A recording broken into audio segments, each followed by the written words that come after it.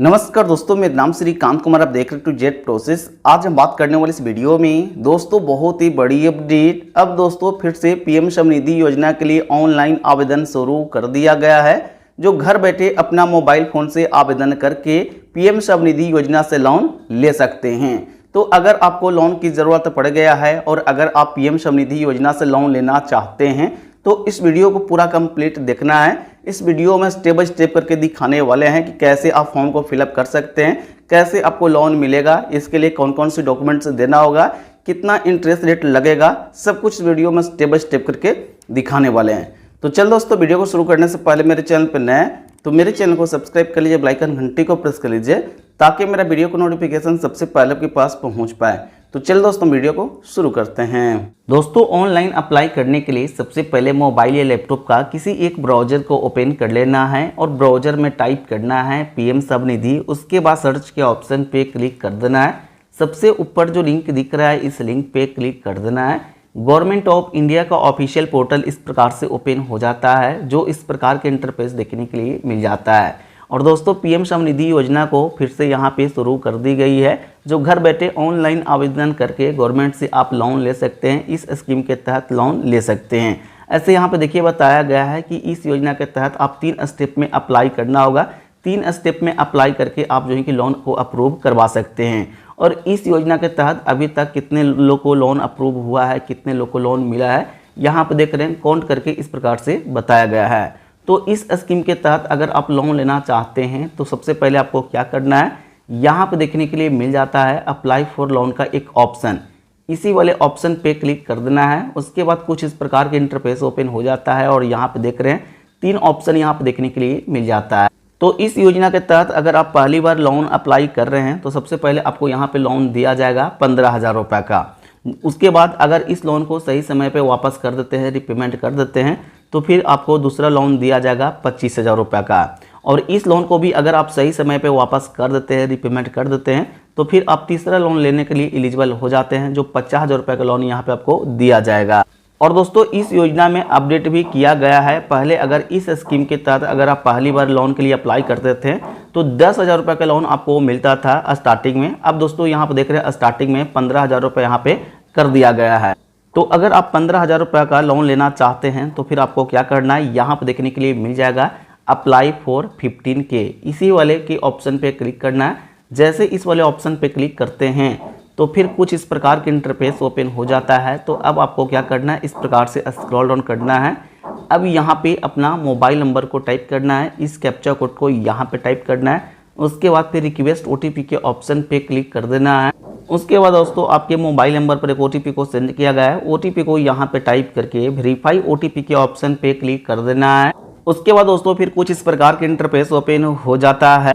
और दोस्तों, इस स्कीम के तहत अगर आप पहली बार लोन के लिए अप्लाई कर रहे हैं तो सबसे पहले आपको यहाँ पे आधार कार्ड को वेरीफाई करना होगा। दोस्तों, हमने पहले ऑलरेडी यहाँ पे आधार कार्ड को वेरीफाइड कर दिए हैं। और जैसे आप आधार कार्ड को वेरीफाइड कर लेते हैं तो दोस्तों फिर कुछ इस प्रकार के इंटरफेस ओपन हो जाता है। और दोस्तों यहाँ पे देख रहे हैं टोटल 4 स्टेप दिया गया है। 4 स्टेप में आपको अप्लाई करना होगा। पहला स्टेप में वेंडर कैटेगरी को चेक किया जाएगा। दूसरा स्टेप में आपके सामने एप्लीकेशन फॉर्म ओपन हो जाएगा, उस फॉर्म को सही से आपको फिलअप करना है। उसके बाद तीसरा स्टेप में डॉक्यूमेंट अपलोड करने के ऑप्शन आ जाएगा, डॉक्यूमेंट आपको अपलोड करना होगा। और चौथा स्टेप में एप्लीकेशन सबमिट हो जाएगा। तो यहाँ पे सबसे पहले आपको क्या करना है, स्क्रॉल डाउन करना है और यहाँ पे अपना हिसाब से वेंडर कैटेगरी को यहाँ पे आपको सिलेक्ट करना होगा। सिलेक्ट करने के बाद फिर यहाँ पे देखने के लिए मिल जाएगा नेक्स्ट के ऑप्शन पे क्लिक कर देना है। जैसे आप नेक्स्ट के ऑप्शन पे क्लिक करते हैं तो दोस्तों यहाँ पे देख रहे हैं पहला स्टेप यहाँ पे कंप्लीट हो गया है। अब दूसरा स्टेप में यहाँ पे आपको एप्लीकेशन फॉर्म को फिलअप करना है। फॉर्म को फिलअप करने के लिए पहले आपको क्या करना है, इस प्रकार से स्क्रॉल डाउन करना है। और दोस्तों यहाँ पर देख रहे हैं मेरा आधार वेरीफाइड यहाँ पे पहले ऑलरेडी किया हुआ है, इसलिए यहाँ पे दिखा रहा है आधार सत्यापन यहाँ पे कंप्लीट है। तो अब आपको क्या करना है, स्क्रॉल डाउन करना है। अब यहाँ पे ULB का सूचना देना होगा, इन्फॉर्मेशन यहाँ पे देना है। तो सबसे पहले क्या करना है, यहाँ पे अपना स्टेट का नाम को सिलेक्ट करना है। जिस स्टेट से आप बिलोंग करते हैं उस स्टेट का नाम को यहाँ पे सिलेक्ट कर लेना है। उसके बाद यहाँ पे जिला के नाम को यहाँ पे सिलेक्ट करना है, डिस्ट्रिक्ट के नाम को सिलेक्ट करना है। यहाँ पे ULB का नाम को यहाँ पे सिलेक्ट करना है, वार्ड का नाम यहाँ पे आपको टाइप करना है। वार्ड संख्या यहाँ पे आपको टाइप करना है। उसके बाद दोस्तों अब यहाँ पे व्यक्तिगत का जानकारी यहाँ पे आपको देना होगा। तो यहाँ पे देखिए आपसे पूछा गया है कि अगर आप CIG का एक सदस्य हैं तो यहाँ पे अगर हैं तो यहाँ पे हाँ सेलेक्ट करना, अगर नहीं है तो नहीं वाले यहाँ पे रहने देना है। उसके बाद यहाँ पे पूछा गया है कि अगर आप JLG के सदस्य हैं तो हाँ यहाँ पे सेलेक्ट करना, नहीं है तो नहीं वाले को रहने देना है। उसके बाद दोस्तों यहाँ पे देख रहे हैं आधार कार्ड पे जो आपका नाम होगा यहाँ पे देखने के लिए मिल जाएगा। यहाँ पे अपना पिता पति का नाम को यहाँ पे टाइप करना है। उसके बाद फिर यहाँ पे मैरिड स्टेटस को सिलेक्ट करना है कि आप विवाहित है या फिर अविवाहित है, जो भी है यहाँ पे अपना हिसाब से सिलेक्ट करना है।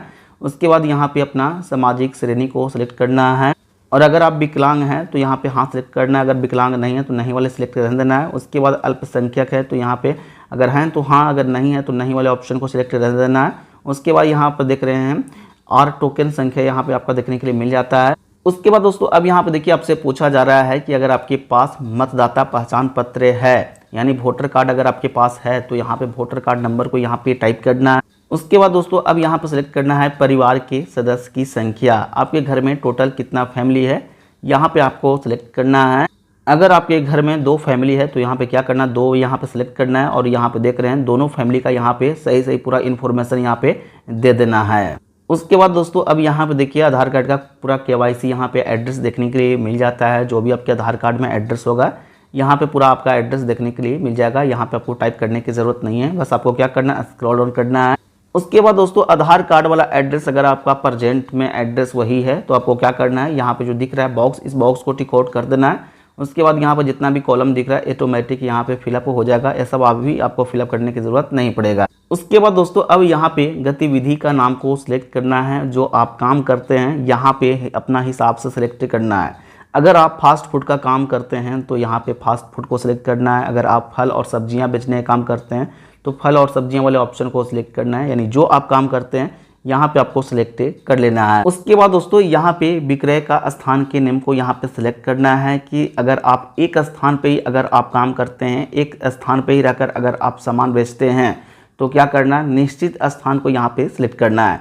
और अगर आप फेरी का काम करते हैं, घूम घूम कर अगर आप सामान बेचते हैं तो फिर उसके लिए क्या करना है, गतिमान वाले ऑप्शन को यहाँ पे सिलेक्ट करना है। उसके बाद यहाँ पे विक्रय की अवधि को यहाँ पे एक डेट सेलेक्ट करना है। उसके बाद अब यहाँ पे आपको सिलेक्ट करना है कि जो आप काम करते हैं वो सभी दिन काम करते हैं या फिर दिन बाय दिन करते हैं। अगर आप सभी दिन काम करते हैं तो क्या करना है, यहाँ पे सभी दिन वाले ऑप्शन को यहाँ पे सिलेक्ट करना है।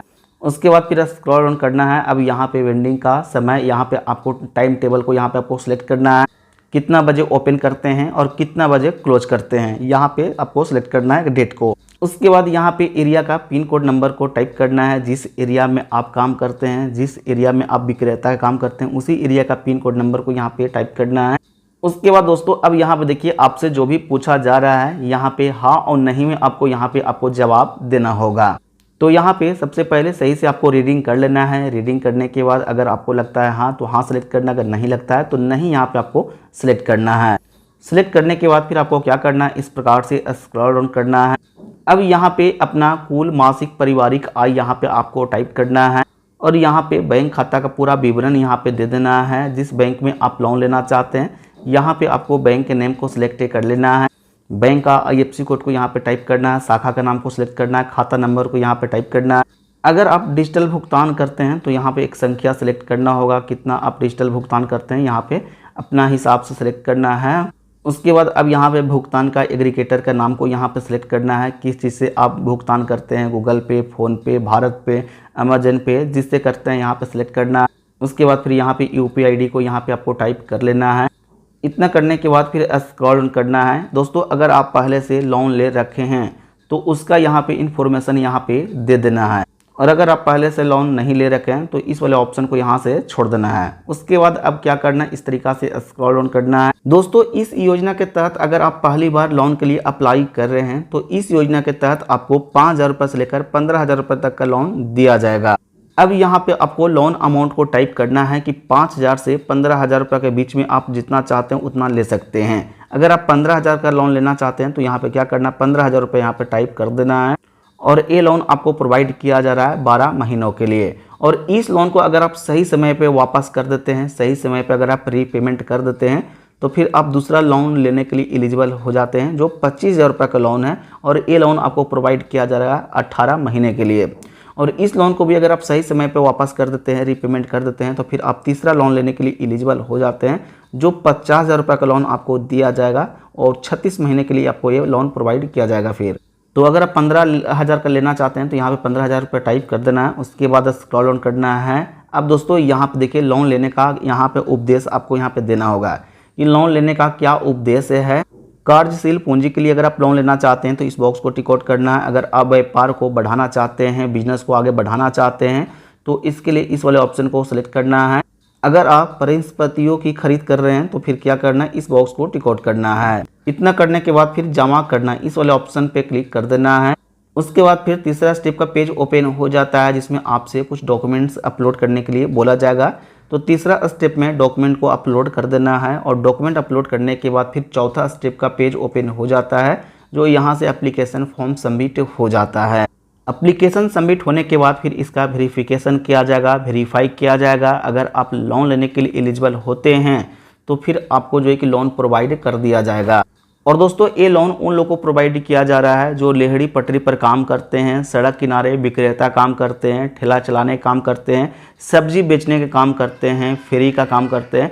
उन लोग को जो है कि अपना पूंजी को बढ़ाने के लिए गवर्नमेंट द्वारा लोन प्रोवाइड किया जा रहा है।